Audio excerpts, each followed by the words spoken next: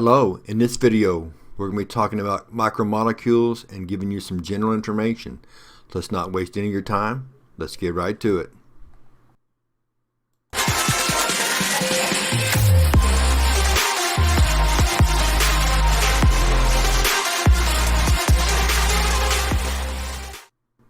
Now, in our first video that you have hopefully already watched, we gave you a lot of background information on macromolecules, and that will continue in this video.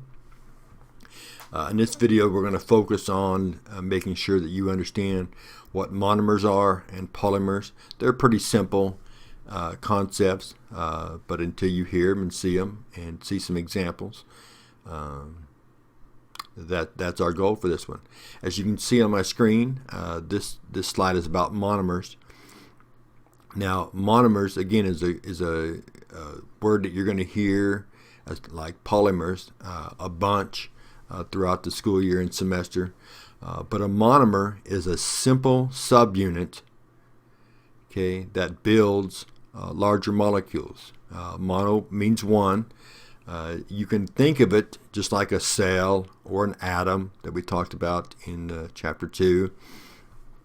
Those single subunits build much larger things. Cells can build tissue, tissues can build organs, organs can build organ system, that kind of stuff. Atoms can be used to make molecules and to make everything else. So these monomers are the way to think about it. Now, they're not just a single thing. They can be like glucose is a monomer. So they can be pretty complex molecules, but they're just one, and multiples are put together to build polymers. Just like you can see here in the red circle below me, that's one. That would be a monomer. And then beside me here, there's a collection of monomers, and that would be a polymer.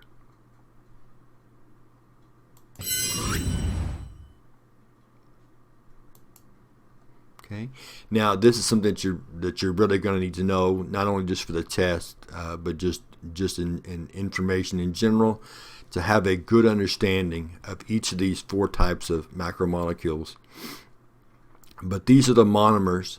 This is the list of the monomers that build each of the macromolecules. So when you're talking carbohydrates, their monomer is a single sugar, like a glucose, okay, like a galactose. Those things, they're one unit, and they're used to build multiples strung together through bonds to build a polymer. A lipid monomer, and that's not a great way of saying it, and we'll talk more about that when we talk about lipids, but theirs would be like one of their fatty acid tails when it comes to like a phospholipid.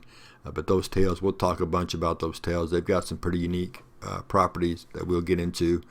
For proteins, their monomer is an amino acid, one single amino acid. An amino acid, they're strung together to build a protein. So the monomer is amino acids. And for nucleic acid, it's a nucleotide. And when we think nucleotide, you may be thinking, okay, what is that? Well, hopefully you're familiar enough with DNA and RNA to understand what A, T, C, and G are. Adenine, thymine, cytosine, guanine. Those are the building blocks for nucleic acids, things like DNA or RNA.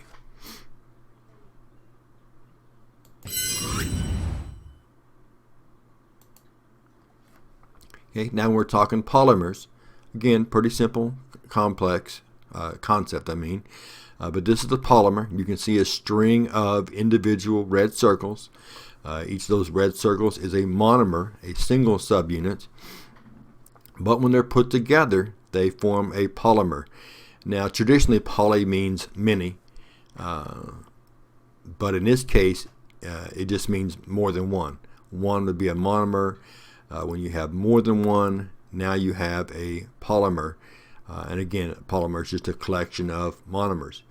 And the thing to remember is that polymers, or macromolecules, okay, are built by dehydration synthesis. And that's a term, that's a concept that we just talked about in our first video.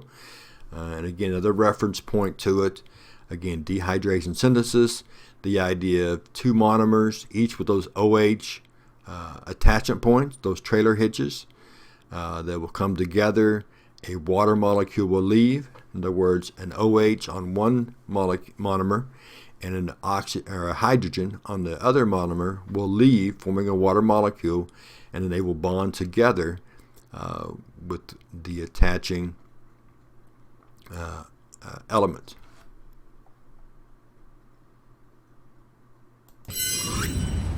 Well, that draws a conclusion to our background information, our general information for macromolecules. And our next molecule, we'll get into carbohydrates. So we'll see you then.